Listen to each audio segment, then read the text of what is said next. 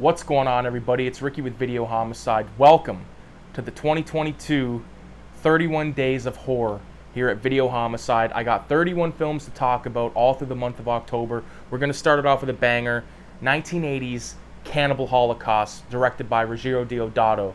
Now, this film, according to the cover as well as me, it is shocking and violent, okay? And no one under the age of 17 should view this film. That's probably pretty fucking accurate.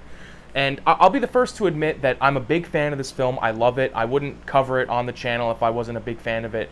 And, I talked about this movie a few times, I think, on, like, the live streams and here and there on YouTube and different videos in general. But I really think that this movie is...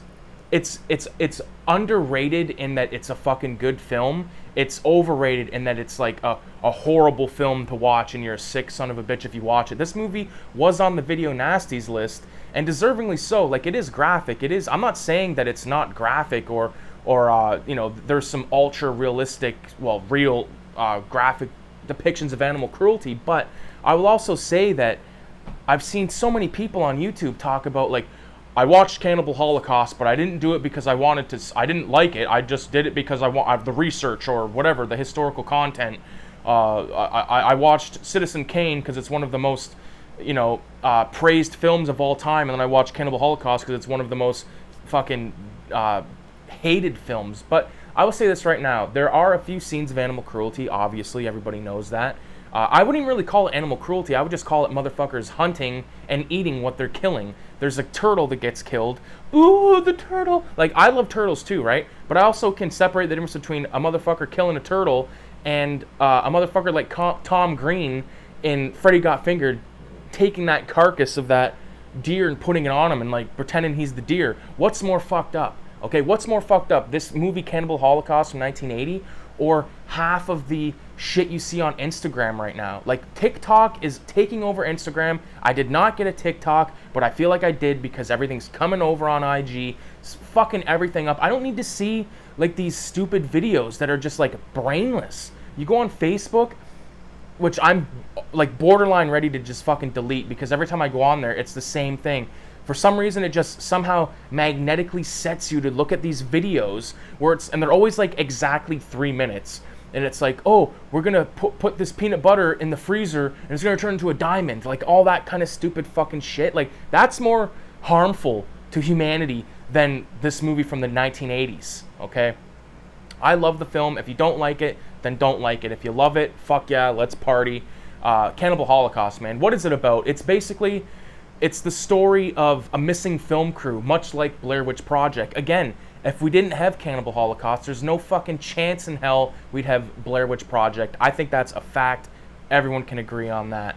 At least I do, 100%. So the story of this film crew gone missing, and then the story of the man sent to go and try to find them or find what happened. So this film crew is compiled of a bunch of students that are there to make an important documentary. Like this one guy that's running the show is, like, well renowned because he's made all these good documentaries about all these horrible disasters and stuff. And it turns out that this group of filmmakers are a bunch of cocksuckers, and they all deserve what happens to them.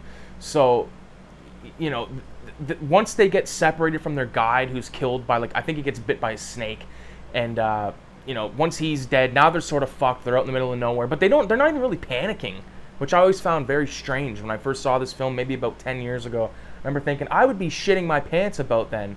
And, they eventually find one of these tribes. There's these two tribes, and they find the one, and they treat them horribly, fucking horribly. And, everything from rape to killing their livestock, setting their shit on fire, all that stuff. And, that's basically all we're sort of fed in the beginning.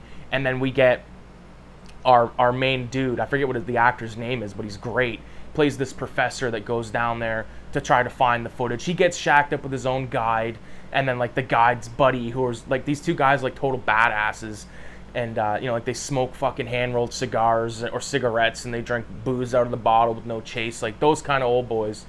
And they eventually end up finding the last known whereabouts of these people, and they end up finding all of the tapes, the film. And the next job is to paste it all together and make a coherent film. And the whole time, this guy is just saying, like the professor's saying, listen to these executives. They're like, we cannot make this film. This is fucking crazy. This is too intense. Like this is illegal to make this kind of movie.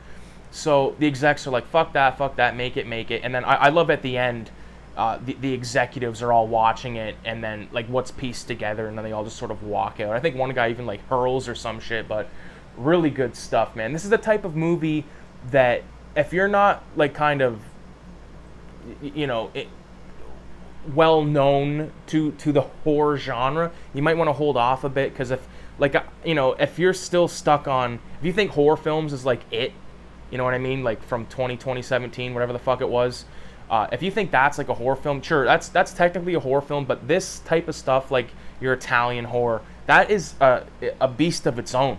You know, like you can't go from watching Don't Sleep or Don't Breathe or whatever the fuck those stupid movies are called, Happy Death Day. You don't go from watching Happy Death Day to watching The New York Ripper or watching Cannibal Holocaust. You know what I mean? This is a type of film that you need to work your way up to. Although you could just toss this on for a person and be like, you know, if you don't like this, you're not going to like horror movies. But I don't think that's very fair, because this movie, it's not for everybody, but I definitely think it deserves a lot of respect. I think it deserves the legacy that it has created. You know, there's the whole, you know, backstory where Deodato had the actors, and this is nothing you probably don't already know, but he had all the actors sign contracts to stay out of the public light for a year while they're editing the film and all that, and was actually tried for murder, to the point where he had to have these actors called upon and breach a contract and be like, listen, like, we're alive. This was a fucking film production, which I just love. I think that's so cool.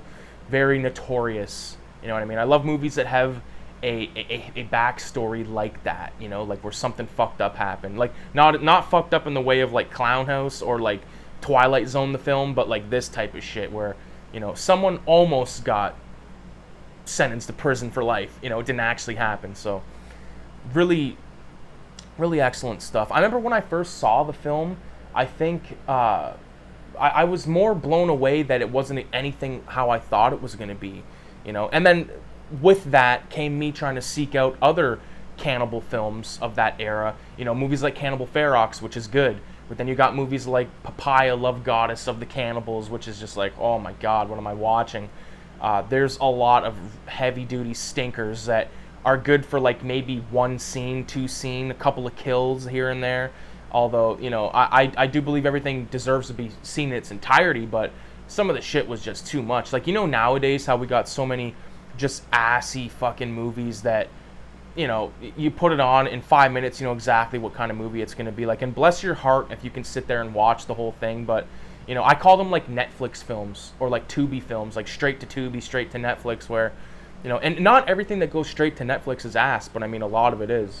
You're never going to see Cannibal Holocaust on Netflix. And this brings me to my final point, again, with like owning Cannibal Holocaust on a DVD or Blu-ray in this case, having it in my collection. I own it. I got all the special features, I can watch it, all right? If they put that on Amazon Prime, they might fuck around, take out some of the shit, take out the, you know, the scene that gets me so turned on where they kill the turtle, you know what I mean? Like, if I don't get to see that, my God, I don't know what I'm going to do. So that's the best part about owning physical media. Anyways, I appreciate everybody for stopping by, checking out day 1 of 31 Days of Horror. Stay tuned for many more classics. A lot of stuff I have never even seen, so it's going to be, you know, a treat. If some of the stuff I watch turns out to be shit, I'm not going to make the video about it. I'll, you know, replace it with something else, because I'm an avid fan of talking about stuff that I love and basically sealing my lips on shit I don't care about. Unless it's total fucking dog shit, then you can't shut up about it, you know what I mean? So, with that being said, leave a 666 in the comments. Stay tuned for tomorrow's video, and I hope everyone has a great, safe, and happy Halloween. Adios, amigo.